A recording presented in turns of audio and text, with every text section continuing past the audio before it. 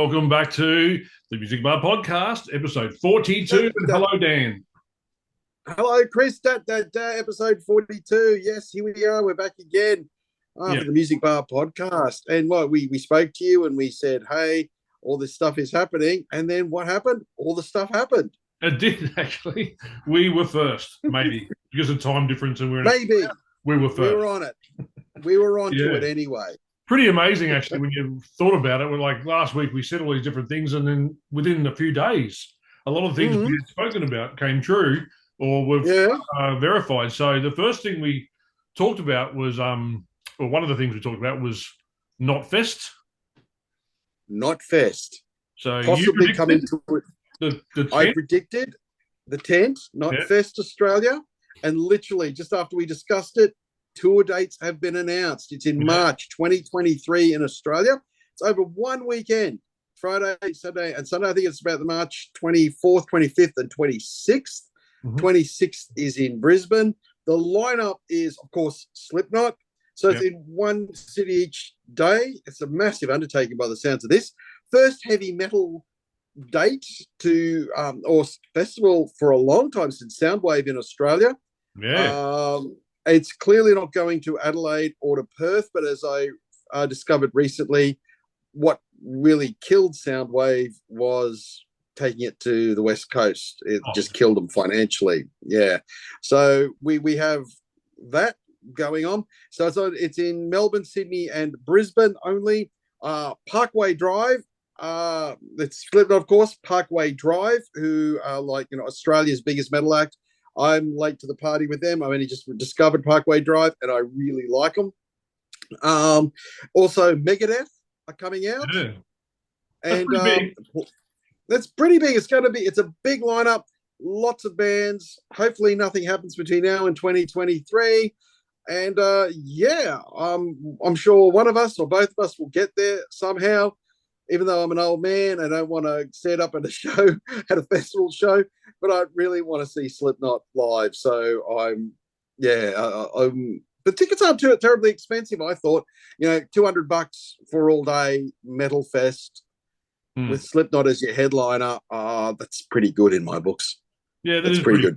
I know what you mean by the whole age thing, and I have never been a festival kind of guy, to be honest. I've only ever been to one festival, and that was up in London in the Reading Festival, and I only went when the gig I went to see, which was Metallica playing, I went just before they went on stage, so I missed the whole day and just went and watched them pretty much only. So I'm excited that Slipknot are touring, but I don't know if I'll go because I don't really want to go and see all these other bands. I've just never been a festival kind of guy. Yeah, look, I haven't been to a festival, I'll be honest, in about 20 years, 22 to be precise. And by the time it'll be 23 years, as I've often said, and I don't want to be the complaining old guy that my knees shot and all that sort of stuff, but standing up all day, and honestly, God love you, with a bunch of sweaty metalheads, and they will be. Yeah. It'll be a little smelly. It'll be a little smelly in there. Yeah. But it'll be a great vibe. It'll be a great day. Yeah. If I buy a ticket, I will probably do what you did for Metallica and just go just before probably Parkway Drive and Slipknot hit the stage. That's probably where I'll probably find myself. It's at the Brisbane Showgrounds, so it's a big, good venue, good size. Yeah. I remember people saying those Soundwave used to get pretty crowded. They're going to get a big crowd to this show, I think. I think it's great that Slipknot are bringing this to the country. And look, I still might get there. I don't know. Chris and I will obviously decide closer to the date. It's still a bit of a time to go. Yeah. I don't anticipate they'll sell out, but I could be wrong. I've been wrong about lots of things. So, well done. Slipknot, Knotfest, coming to Australia. If you're right into that, check out the lineup. Check out knotfest.com. And, I'm sure there's some people just absolutely salivating wanting to go see this show. So I've said it before, I wish I could see Slipknot when they opened for Metallica, but the whole tour was cancelled. So if I do go to this one, it will be the same as what I did, and you mentioned I'll walk in the door just before they kind of go on. But then you're paying $200 to see Slipknot. We've got to kind of weigh it up. But I'm really pleased that the festival is here. I think it's great to share all those bands on stage. It hasn't happened for so long. Great. Thank you, Slipknot, for doing that. And to get acts like Megadeth coming over as well, I think it's a really, really good thing. Who I've seen plus, I won't see again, so it's fine by me not to miss Megadeth. But yeah, I also think it's really great. A lot of Australian acts on the lineup too, so really great, really great. Yeah, I think that's pretty one of the reasons it's working. It's going to work because they're not going to bring too many acts over who are from overseas, because that would cost a lot more for people, and they just can't do it. Like I said before, Soundwave failed because of the West Coast and South Australia. Unfortunately, it's sad that's the way it is, but they don't go to Tasmania either. But if they really want to come over, you got 3 great places to go see them, and I'd pretty can you imagine seeing them in March? How hot it's going to be here in Brisbane. So in Melbourne or Sydney, it might be cooler for you during the day anyway. It's either, in Brisbane, it's either going to be really hot or it's going to be really wet. Yeah. So, that's always. And if it's a mud bath, oh god, wow, okay, So it could go either way, So sure. It could go either way. Yeah. The other news we mentioned last time was the fact that we were discussing John 5 taking over from Mick Mars. Now, since then, it's been announced that he is going to be doing that, but we have to remember it's not he's taking the spot of Mick Mars in Motley Crüe. If they ever record anything else, Mick Mars will be part of it. It's only the touring gig because Mick just can't do that anymore. But I was so relieved to see that what we had thought of and what we heard was actually true. It was just like, yay! Good work, Music Bar Podcast. Oh, well done to us. Well done. Because it was we were just following rumours. And we thought, that rumour was real. No one was giving up on that one, were they? No one was giving up on that. No. But look, you can't ask for anyone better than John 5. I mean, come on. Absolutely. He's phenomenal. Yeah, and he will be great. He might even rejuvenate him, give him a little bit of get up and go. I just read on one of the metal websites that some people are saying, well, can't they replace Vince Neil now for touring? And I don't know. You know what? I watched some footage recently of Mick's last show. Yep. And you know what I've always talked about Vince Neil and, what's he singing? And it was Kickstart My Heart, this footage. And look, Vince is still singing in tune. He's still singing in key. He just doesn't sing very well. And he doesn't move. He doesn't have much stage presence. They don't move. The stagecraft is kind of a little off a bit. Maybe John 5 might bring some of that stagecraft back to them. The reason I bring that up is because recently, of course, once again, we'll reference the great Justin Hawkins Rides Again. And he talked about Def Leppard, and he was saying how much he loved Def Leppard live. They're one of his favorite bands to watch live, is because they have incredible stagecraft. Each band member knows where to put themselves, and if something's missing at one part, one band member will go to that. There's always something to look at with Def Leppard in concert. And that's it. And looking at that footage of Motley Crüe, they were just a bit kind of in their spot and standing there. But look, hopefully John 5 reinvigorates them a bit. They're clearly all friends. They all know each other, and they all, it's best to have somebody that you get on with and work well with. So look, I'll go with John 5 on that. I said before, it does go against what the End tour was all about, but in the end, no pun intended, they're doing what they do. They're still playing to an audience. There's still people wanting to go see them. If that tour does come to Australia, well, I will go. Of course I'm going to go. Oh. What do you think? Of course I'm going to go. Yeah, of course. Absolutely. And speaking of John 5, don't forget, he is friends with most of the guys in the band. He's like a Taylor Hawkins kind of character in the music industry, but he actually wrote or co-wrote a couple of songs for the movie documentary they did a while back. So he has written with them before, and I'm not surprised. That's one of the reasons why when I first heard that he was going to be one of the ones they were thinking of using, and the rumor went out, I actually thought straight away, yes, it's definitely going to be him. And that also shows if Mick gets to the point where he can't write anymore either, then you've got someone who can write some pretty good music, because John Fife easily slipped in that spot and help write music for him. He's written for so many people. He's like one of the best session players around that you wouldn't even know how he'd actually written for. But also speaking of stage presence and the way they work, I remember seeing Motley Crüe a couple of times in the past, and I have to say, I think even though Vince Neil was singing and on the stage running around, everybody kind of watched Nicky Sixx because he was doing things, running around. His bass was on fire, shooting out this and on lights and all that stuff. And Mick Mars, obviously, he was standing like a scarecrow because he had no choice. But they took the eyes off Mick and put them on Nick, and Nicky was running around like a fruitcake. So he has that presence, and I think I'm kind of hoping that John can do that. John Five can bring that to them as well. But Vince is kind of like, he doesn't seem to be like he was in the past, keeping everyone entertained. Now, when you look at that kind of thing, if you see Slipknot, and I have, and there's 9 guys on stage, you don't know where to look. You know what I mean? Yeah, I know. Then the funny thing is, I think I mentioned one of the podcasts ages ago, one of ours. Slipknot opened for Metallica once on the all around stage. Oh yeah. And Slipknot didn't know how to control that kind of stage. When Metallica, only 4 guys knew how to run that stage. So it depends on the stage, and if 9 guys can't control a round in the round before it must be an art. You know what I mean? Because you could easily do that, but they couldn't. They said it in an interview. We don't know where to stand. We don't know where to look. We don't know what to do. We don't, that kind of stuff. But Metallica take charge. But yeah, it's actually really interesting when you said that about Vince Neil and Motley Crüe. So yeah, no, it's good point. Very good point. Yeah, stagecraft is an important thing, and it is really something, and it is something some people have got a really good sense of it, and some people kind of don't. And it's interesting you said that about Slipknot. They didn't know where to put themselves or what to do with an in the round performance. Whereas Metallica, they just know. They just know.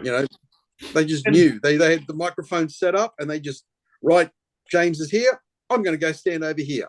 Yeah. You know what I mean? There's always something to look at, because in the round is a different side of performing to. Oh, for sure. Yeah, easy. Yeah, it must be. It must really be. And, some can really perform. I think Prince did last lot of his shows in the round, and I think it really worked well. So, yeah. Yeah. Well, remember, too, if you think about in the round, you have Slipknot, you would have a drummer, 2 percussionists, and a keyboard player, I think, or a DJ, whatever he is. He's the DJ, and there's a sampler as well. There's a sample player. Okay, so that's 5 people stationary. And those people don't move. So it's the rest of them who are moving around, the singer, 2 guitar players, a bass player. And I guess you got percussionists who do run around like crazy, who couldn't work out where to go. So it's not all 9, it's just about 4 or 5 of them. Yeah. So that's pretty interesting, because when you look at it from that point of view, you have Metallica in the round, you have 1 drummer who's stationary, and 3 guys are controlling the stage and keeping everybody around them happy, because they keep everybody interested at all times. There must be that many microphones on those stages on the round. But yeah, it's very interesting to look at, and it'll be really interesting to talk to those guys one day if we ever have a chance and ask them why they couldn't control that kind of stage, because you would think they could, but they said they can't. So yeah. Hey, look, we didn't discuss this in our pre-show meeting, but it just struck me when you talk about Slipknot. Sean Clown, the guy's basically the guy who started the band. He has announced now in the last 24 hours that he is quite happy, because the album, The End, so far, it's kind of like the end of a chapter for Slipknot. It's their last record with Roadrunner Records. As of March next year, obviously when they come to Australia, they are going to be officially an independent band. They're going to be in charge of their own self. And Cran has said, and apparently it's been okayed by the rest of the band. I think obviously Sean Cran and Corey Taylor have the big say in the band, and the rest of the guys. But, keeping 9 guys happy would be a hard task. They are not going to release albums anymore. They're quite happy just to release singles.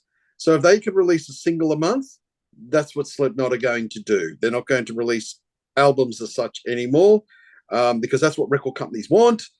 when they become an independent artist, they will say if a song is finished, it's getting released, artwork and everything. Wow. So that's interesting. So yeah. So there you go. Because I'm still a lover of the album. I'm still a fan of sitting and listening to an album from start to finish. So I don't know. That's very much a return to the old rock and roll way. With all they released was 45, singles. Yeah, singles. And albums were essentially just a best of compilation of singles and stuff like that. So for Slipknot to go down that path, that's an interesting one. Let's see how that works, and let's see how fans respond. Whether people will feel it's special then getting a single a month from one of your favorite bands, or whether it's that build-up anticipation, the new album's coming out. Oh, I wonder what the new album's going to be like. What direction's the band taking? Maybe they might think too, releasing a song a month or song every couple of months or whatever it is they want to do. It's going, maybe they'll get a more direct thing with the fans. The fans can then say, yeah, we like that, or no, we wouldn't quite get that one. Instead of releasing an album and having the fans go, oh, no, I wasn't quite keen on that one. You know what I mean? Yeah. That's a really interesting concept, and I'm not 100% sure yet I'm going to like that idea, and I'm going to think about it, come back in the next podcast and talk about that idea. There's a few reasons already going through my head why, but I'll discuss them later on. But it would be interesting to see if they did, say, for instance, they did maybe 6 or 7 songs a year, would they then release a Christmas album with all of them, you know what I mean? So you can buy them all, because it's about money. If they're independent and they can make some extra cash at the end of the year, or whatever you want to call it, halfway through or something, just go, well, here's all those singles on an album. It'll be interesting to see how they do that, because I don't really see the point in just doing singles. Well, you get someone like Trent Reznor from Nine Inch Nails, quite a few years ago now, when he became an independent artist, he releases pretty much all his stuff digitally for free. Right. Yeah, it's all for free digitally. You can pay for it if you want to or whatever, but he generally releases, especially videos, and there hasn't been a live DVDs or live Blu-rays of Nine Inch Nails, because fan shot stuff gets onto the internet and they just allow it. Or there's YouTube channels with all that sort of stuff on there. But what he does is he releases the vinyl versions of the records go through his website.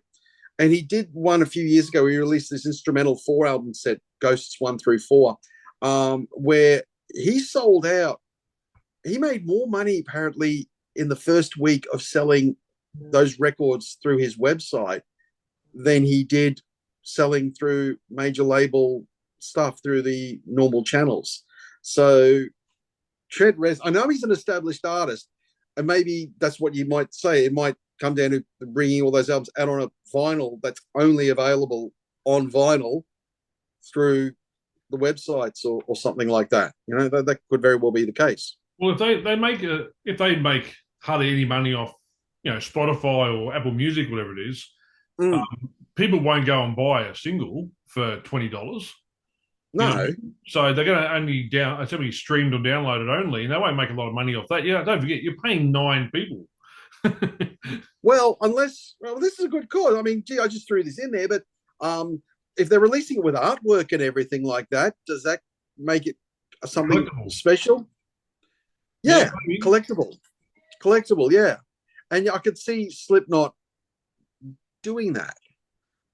Yeah, making the collectible thing. Be very. Do you have the? Yeah. Watch this space. I think on that one. Yeah, watch this space. News to me, so it was actually interesting to talk about. And just literally, a few things got on my mind about it all, but we'll discuss that later on. But when I come to mind a bit more about it, but I just I like the albums like you do. I like to listen to 1 to 10 or whatever it is, not just one, and then another one a few months later. It's like this day and age when you go and watch. Like back in the day, you watch every week. You wait for the new episode of your show. And now you go stream the whole lot and watch it all in one go. So I kind of going back to the olden days, which I don't know. We'll see what happens. Yeah, but it's hard to know. It's hard to gauge that one. The maggots are maggots for a reason, and they do love Slipknot. So for sure. There you go. That's good. You mentioned, well, we've discussed it in our pre-show before, meeting, Sammy Hagar. Yeah, Chris. Look, it's you said Sammy Hagar. You have talked a lot about a Van Halen tribute. It's been something, and obviously you being the big Van Halen fan that you are, and you're not alone. I'm sure everyone saw the Taylor Hawkins thing and just kind of went, well, why couldn't they do that for Eddie Van Halen? Why couldn't this be done for Eddie? Sammy Hagar has come out recently, and I've thought about you a lot for this one. Here's because I know you're a fan of Sammy. I know you are one of the Sammy fans. And Sammy has come out now and said, it's not David Lee Roth that's holding this thing up, which you and I both went, it's David Lee Roth. It's David Lee Roth that's holding this thing up. He said, it's Alex. Alex literally has not answered an email, has not answered a letter, nothing. Alex is just like blocked Sammy. Sammy's like, no, can't get this thing going because Alex won't do it. And Sammy has literally said now that Wolfgang is Van Halen now. That's who Van Halen is. Yeah. And I was like, well, I know someone who would have an opinion on this one, and that would be you, because you're the one in this podcast has been asking for this Van Halen tribute. So, Chris, the floor is yours. What are your thoughts on this? Okay, so yes, I'm a huge Sammy fan. Also, David Lee Roth for both eras. So no bias either way. I met both of the guys, and they're both amazing people up front. But one thing about Sammy Hagar that it does annoy me is whenever he has a chance to bag Van Halen out in the past, I've seen interviews recently where he's discussed how bad Eddie was during the 2004 gig they did where they had both singers. And he always seems to go back to the past and bag a little bit, of how Eddie was. Even though he's reconciled with Eddie before he passed away, he always seems to slip something in there, which does annoy me as a fan. And if you're going to talk about Eddie like Sammy does, he's my brother, blah, blah, blah, blah, then, and now he's gone, you don't do that anymore. It's just off the table. And he still does it, which has always annoyed me. And it's probably annoying Alex. Because we all know back in the day, or not even back in the day, recently, a few months ago, there was talk about Van Halen getting together with Jason Newsted and David Lee Roth and some other guitar player, I can't remember who it was, and doing something. And Michael Anthony heard about that, and Jason Newsted was the first to come out and say, Alex has been talking to me about doing the Van Halen, blah, blah, blah, blah. So yeah. Alex was discussing this. It was actually on the table in Alex's mind, and he was going that direction thinking, let's do something. And he was trying to get people together, blah, blah, blah. So what's happened since that conversation with those guys and now? And that's where I'm kind of baffled by it all, because once again, Sammy's come out and said, it's Alex who's not talking about it. Well, he was. We all know he was. Everyone was talking about it in the magazines and everything. So what's happened again now with Sammy and Alex? And I think personally, it's Sammy just mouthing off all the time. And it makes Alex angry, because it would. My brother's passed away and you're still going at him. So that's my opinion on that whole thing. Now, yes, it's only my opinion. I haven't checked a lot of news about it all, but as far as I'm concerned, he should just shut up sometimes. Because he's making it worse. That's a really good point. It's a really good take on that, Chris. I never thought of that, because as you said, Alex has talked to everyone else except Sammy. Yeah. There clearly was bad blood when they split up. There clearly was. It clearly went downhill in such a way that, for Alex, it's probably not reconcilable. Maybe not. Just like maybe not for Phil Anselmo. Yeah, that wasn't reconcilable. Never going to do a tour with Vinny ever. Once Dimebag passed away, so that was always going to be in the background. This is probably the same. Those brothers were very close. They moved here and couldn't speak. They moved to America and couldn't speak English. So those two were very close. They basically were joined at the hip the whole way through their whole life, and they toured the world together, and all their memories are together. you can't go around bagging out your dead brother. You know what I mean? I think you got a real good point there, Chris, and probably maybe it is Sammy that's the problem, and probably if Sammy would just shut up, yeah, instead of and clearly, yep, and it seems to me that Wolfgang has not gotten involved and said, "Come on, Uncle Alex, come on, Sammy, let's all get to." It seems to me like Wolfgang is like, "I am not even going to get involved in this one." Yeah, he's probably because I know he's close to Alex, him and Alex. That they toured together. Alex has known Wolfgang's whole life. Put it that way. You know what I mean? Yeah, for sure. Yeah, his uncle. Yeah, that's his only connection to his dad now, in the sense that he had. He doesn't have anymore. So I just, the whole thing is just strange. But it always seems to come to the news because Sammy has spoken about it first. And I think because we know those brothers were so quiet and kept away from the media and everything going on, I reckon he's just like, once again, you've read off your mouth, shut up. I'm not interested in talking to you and doing something with you, maybe. Maybe that's what people say about Sammy Hagar off when they're not talking to him. They probably go, I really like the guy, but geez, I wish he'd just shut up. Probably. Well, everyone thinks David Lee Roth can talk. Sammy won't shut up. I've seen a podcast with Joe Rogan now 2 times, I think it is, with David Lee Roth. I'll tell you right now that the first interview he did quite a few years back was really quite interesting.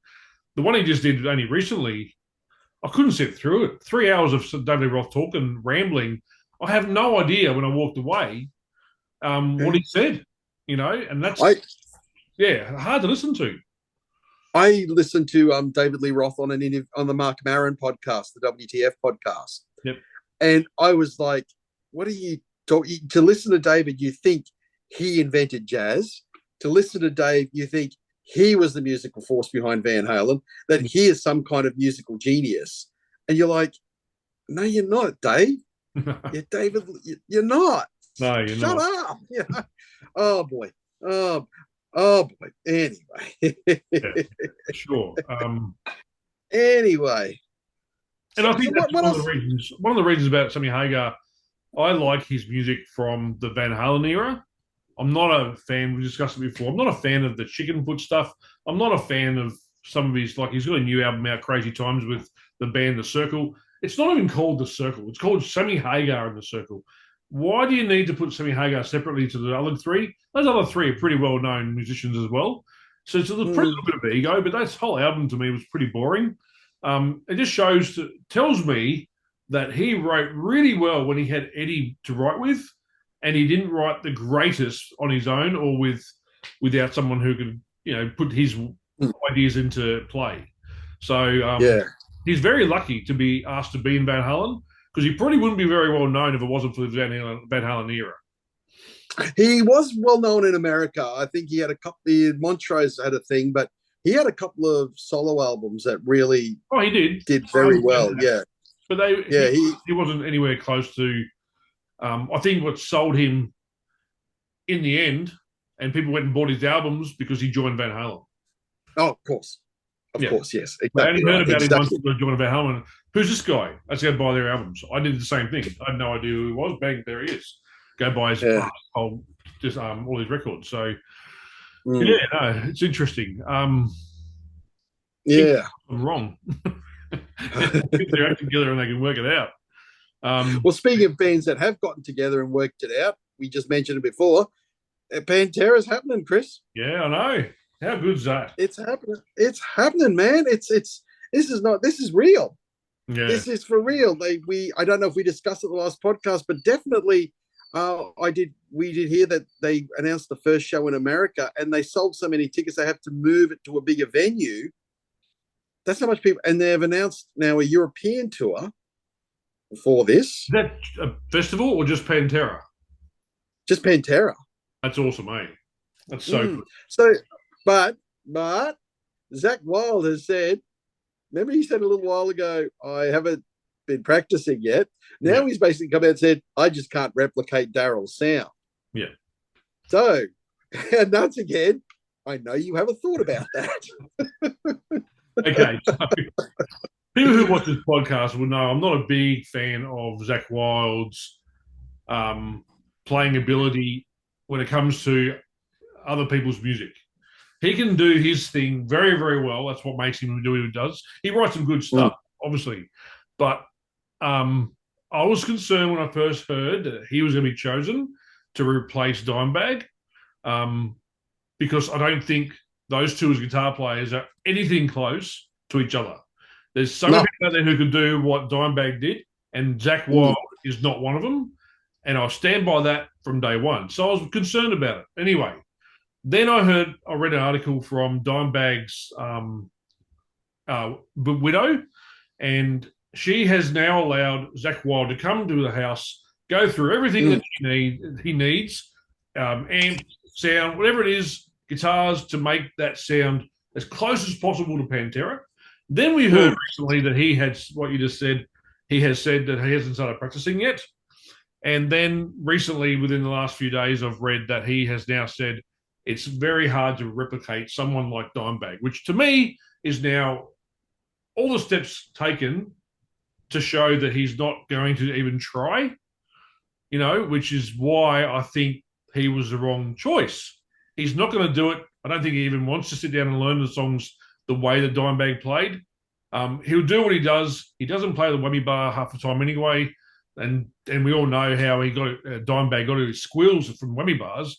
So I think he's made an excuse now. It's too hard for me. I'll practice it. I'll learn it. We're on tour. But it won't sound like Dimebag. And to me, that's really disappointing. That just, to me, it confirms. And honestly, we're going to see the future we're going to start watching footage of this down the track. And I hope I'm completely wrong, because Pantera to me was the voice and Dimebag's guitar playing. And if you don't have the voice, and they do, they're lucky, great, Phil's still around. But the Dimebag guitar playing, if that's missing, you're going to miss a lot of the sound that made Pantera who they were, which is going to be so disappointing. So yeah, that's my opinion.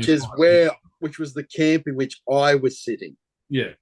I was very much in that camp of, this is great in theory, but I was right from the start. I thought that guitar is not that he had a unique sound in his fingers, in his tone, in his style. He had a unique style of playing. However, I am sure, Chris, that there is some kid in some Pantera tribute band out there who can play every lick exactly like Dimebag, because he studied him and would have done it. Yeah. But he's not a name. But you know what? Who cares? Who cares? I mean, Judas Priest got Tim Ripper Owens, who was in a Judas Priest tribute band. Yeah, he was. To replace Rob Halford when he first left the band, Maybe I'm wrong. I could be wrong. You need a name. You need names to sell tickets. But, man, I'm sure there's probably a lot of, if you probably went online, you'd probably see a lot of young guys going out there. I could go on YouTube. I haven't yet, but I'm pretty sure there's a kid on YouTube playing exactly the way Dimebag Darrell played. He's playing the same BC Rich guitars, those big, ugly things that he played. God, they were ugly guitars. But, hey? Who? Dimebag? What did he play? Was it Dean. BC Rich's? Sorry? No, Dean. He played Dean guitars. Dean guitars. Ugly, ugly things, but geez, they made a sound. Yeah, Dean had Washburn later on. Yeah. So, it's one of those things, Chris. Obviously, sell tickets. Zakk Wylde can sell tickets on his own. Yeah.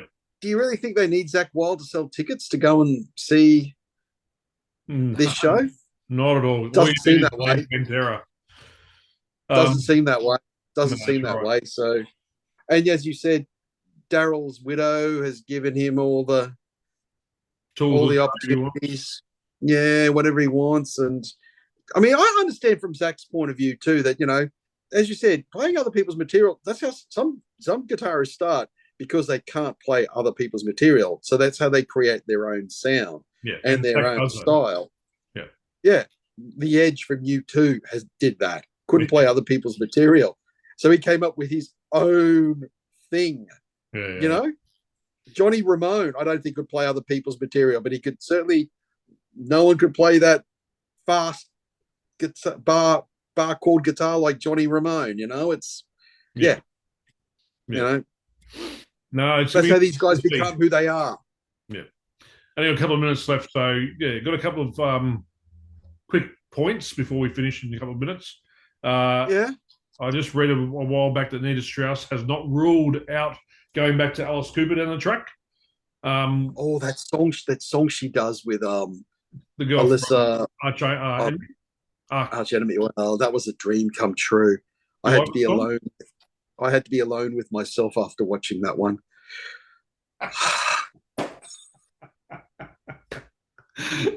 What a perfect combination that is. Right. And I dug the song. I dug the song too. There was a song. I dug her vocals. I dug the whole thing. I'm not a big fan of her growling voice, but it seemed to work, and it was a good song. It was a fun song to listen to. But yeah, I'll be interested to see if she finishes with Demi and goes back to Alice. But anyway, that is it. That's wrapped up time. On that note. Okay. Well, there we go. What a thing to wrap up on. Yeah. I'm going to go watch that video again. I love it. I'm going to watch it again. Anyway, look after yourself, Dan, and everybody. Thank you for joining again today. And subscribe and like and comment below. Obliterate that subscribe button. Just absolutely run your fist through the screen when you subscribe. Do it. Do it. All right, guys. See you later. Bye, everyone. See ya.